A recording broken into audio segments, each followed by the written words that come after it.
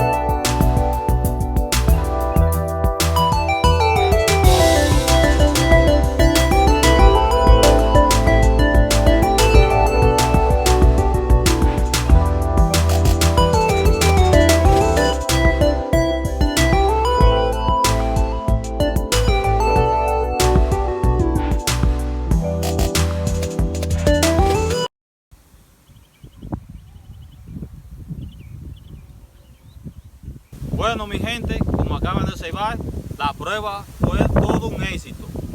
La especificación de esta aeronave dice 30 minutos de vuelo. Únicamente he visto que tiene esas especificaciones en Mavi Mini, y alguna otra aeronave más tienen esa característica de vuelo, tiempo de vuelo en el aire. Le sacamos 40 minutos con la seda solar. Lo único que le sacaba a este dron sin seda solar eran 25 y 20 minutos de vuelo. Le sacamos 40. Deje sus conclusiones, déjela aquí debajo.